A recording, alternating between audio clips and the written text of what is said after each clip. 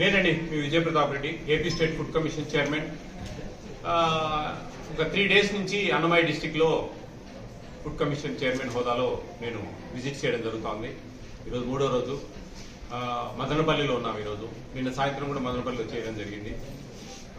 మన ఈ food commission అనేది ముఖ్యంగా కేంద్ర రాష్ట్ర ప్రభుత్వాలు ఇస్తున్న ఉచిత ఆహారం మీద తనిఖీలు, అవి సక్రమంగా అందరికీ అందాలా అనే దాని మీద చేస్తుందండి. ఇది implementation of national food security act. ఈ యాక్ట్ ఇంప్లిమెంటేషన్ ఏ విధంగా జరుగుతోంది అనేది మమ్మల్ని నియమించారు. ఆ యాక్ట్ లో ఇప్పుడు ఫర్ ఎగ్జాంపుల్ హాస్టల్స్ ఉన్నాయి. ఈయన GOMS నెంబర్ 8 అని 2023లో ఇచ్చారు. దాంట్లో క్వాంటిటీస్ ఇచ్చారు. ఆ క్వాంటిటీస్ ఫాలో కావాలి.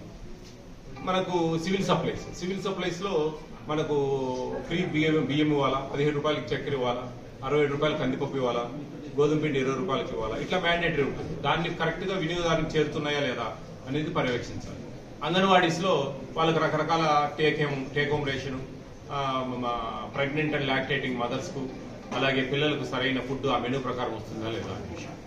దాని తర్వాత mid day meals, Dokka Seethamma మధ్యాహ్న భోజన పథకం. ఆ పథకంలో భోజనంలో కరెక్ట్ గా వీక్లీ 5 eggs, సాటర్డే ఆట్ పొంగలు, ఆ మెనూ ప్రిస్క్రైబ్ చేసినట్టు వస్తుందా లేదా అనేది పర్యవేక్షిస్తాం. ఇంతేగాని ఫుడ్ కమిషన్ అనేది ఇది ఆంధ్రప్రదేశ్ రాష్ట్ర ఆహార కమిషన్ ఫుడ్ ఉంది కదా అని చెప్పేసి హోటల్స్, ఎడుగుల ఆయిల్స్, ఇవి చికెన్ షాపులు, రెస్టారెంట్, 5 star హోటల్స్, ఇవన్నీ మా పరిధి కాదండి. చాలా మంది నన్ను ఇప్పటికీ అడుగుతా ఉన్నారు, ఎన్నోసార్లు చెప్తున్నాను. ఇది కేంద్ర రాష్ట్ర ప్రభుత్వాలు ఇస్తున్న ఉచితాహారం మీదనే మాకు పవర్స్ ఉంటాయి, అందులోనే మేము పనిచేయాలి. వాళ్ళు మా లైన్ డిపార్ట్మెంటే, కానీ మాకు అందులో ఎటువంటి యాక్షన్ తీసుకోవడానికి అవకాశాలు ఉండవు. కాబట్టి అందరూ అర్థం చేసుకోండి. అది ఫుడ్ సేఫ్టీ ఆఫీసర్స్ చూస్తారు, మేం కాదు. ఫుడ్ కమిషన్, ఆహార కమిషన్ చైర్మన్ చూసేది ఈ 4 లైన్ డిపార్ట్మెంట్స్. ఇంకొకటి కేంద్ర ప్రభుత్వం ఇస్తున్న, డైరెక్ట్ కేంద్ర ప్రభుత్వం ఇస్తుంది. ఫస్ట్ డెలివరీకి 5,000 రూపాయలు, సెకండ్ డెలివరీ గర్ల్ బేబీ అయితే కానీ 6,000 రూపాయలు ఇచ్చే పథకాల మీద, ఈ పథకాల మీద మాత్రమే ఏపీ స్టేట్ ఫుడ్ కమిషన్. దీనికి సంబంధించి ఎటువంటి ఇన్ఫర్మేషన్ ఉన్నాయా, కంప్లైంట్స్ ఉన్నాయా, వీడియోల రూపంలో అవకాశం ఉంటే కనుక మాకు ఒక వాట్సాప్ నెంబర్ ఉంది, 9490551117.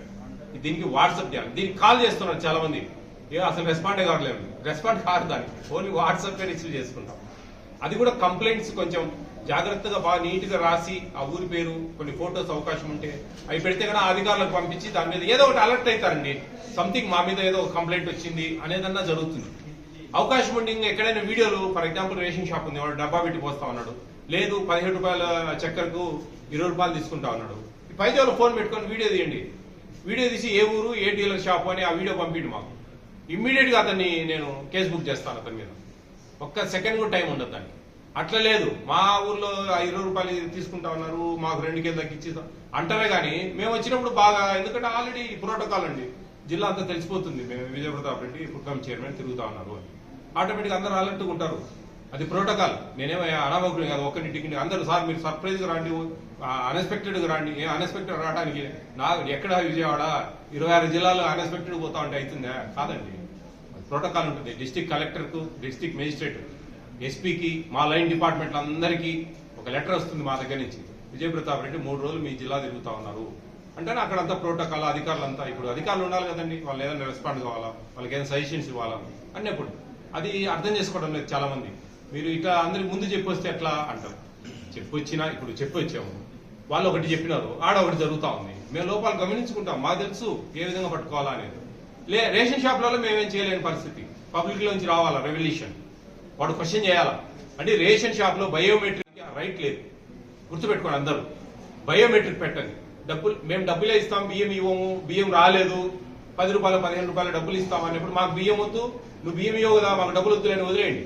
ఆ వదిలేస్తే అతనికి బియ్యం చేరవు, ఎందుకంటే బయోమెట్రిక్ వేయలేదు. మనం బయోమెట్రిక్ వేస్తేనే అతనికి చేరతాయి. ఏ రోజు మనం బయోమెట్రిక్ వేయమో, నాకు బియ్యం ఇస్తే లేకపోతే నేను బయోమెట్రిక్ వేయను, నీ డబ్బులు వద్దన్నాడు.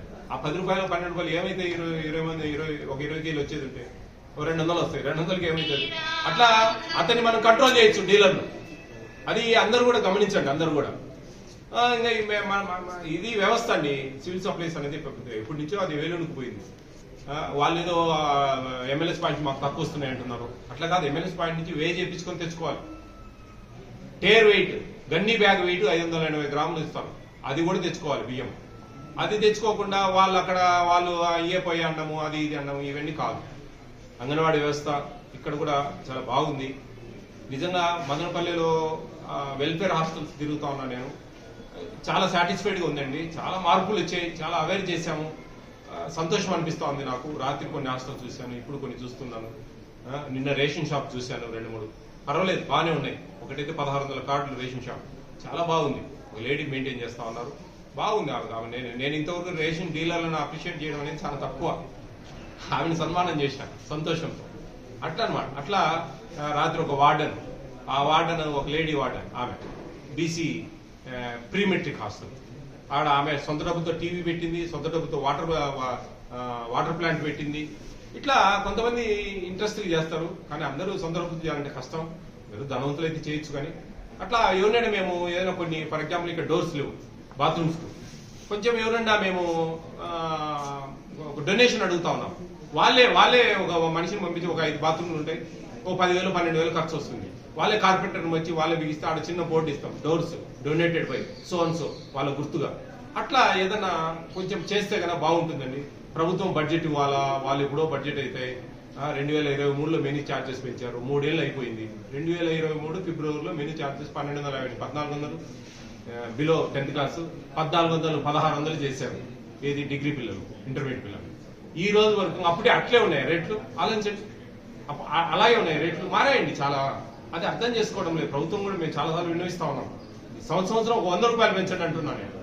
ఎవ్రీ ఇయర్ ఒక 100 పెంచుతా పోండి, అప్పుడు అందరు కరెక్ట్ పని చేస్తారు. మేము కూడా డైరెక్ట్ వచ్చి క్వశ్చన్ చేస్తాం, ఎందుకు కరెక్ట్ పెట్టరండి, ఎందుకు సరిపోవు డబ్బులు మీరు అని.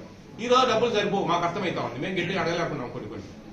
కాబట్టి ప్రతి ఒక్క అధికారి కూడా జాగ్రత్తగా, ఎక్కడ కూడా కకృతి పడకుండా, పేద బడుగు బలహీన వర్గాలకు ఇచ్చే భోజనాలకు సంబంధించిన విషయాలకి ఎవరు కార్లలో రారు. మన అంగన్వాడీలకు, గవర్నమెంట్ స్కూళ్లకు, హాస్టళ్లకు, రేషన్ షాపులకు ఎక్కడెక్కడో ఏమేమో జరుగుతా ఉన్నాయప్ప, ఇది ఒక్కటే చక్కగా జరగాలంటే జరగాలి.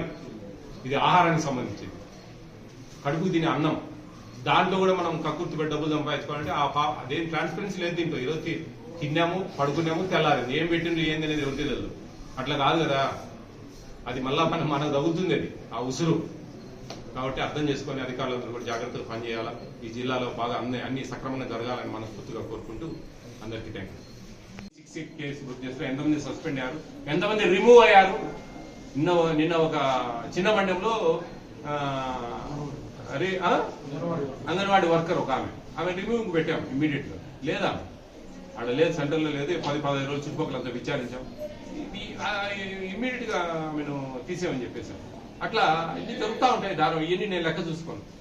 యుద్ధం జరుగుతూ ఉంది, ఎన్నో జరిగిపోతా ఉంటాయి. ఫుల్ డీటెయిల్స్ కావాలంటే మీరు ఆర్టీ యాక్ట్ పెట్టి మీకు వచ్చేది. మీకు ఎవ్రీ మంత్ రిపోర్ట్ వస్తుంది కదా సార్, రిపోర్ట్ అంటే ఇంతమంది ఇప్పుడు ఇది కరెక్ట్ పెట్టుకోవాలా అంటే మీ కింద స్టాఫ్ ఉంటారు కదా సార్, స్టాఫ్ ఉంటారు ఉంటే వాళ్ళు గుర్తుపెట్టుకోవాలా. పేపర్లో ఉంటుందండి. మీరు అందుకే చెప్తున్నా, ఈజీ కదా. ఇన్ఫర్మేషన్ రైట్ యాక్ట్ అప్లై చేయండి ఏపీ స్టేట్ ఫుడ్ కమిషన్ కు. 2022 మార్చి 27వ తేదీ నుంచి 28వ తేదీ నుంచి ఇప్పటి వరకు ఎంతమంది మీద యాక్షన్ తీసుకున్నారు, ఏం డీటెయిల్స్ అంటే మొత్తం మీకు ఆర్టీ యాక్ట్ పేపర్లో వచ్చేస్తారు. బ్రహ్మాండంగా మీరు టీవీలో చెప్పుకోవచ్చు ఇన్ని చేశారు సార్. ఇంకోటి సార్,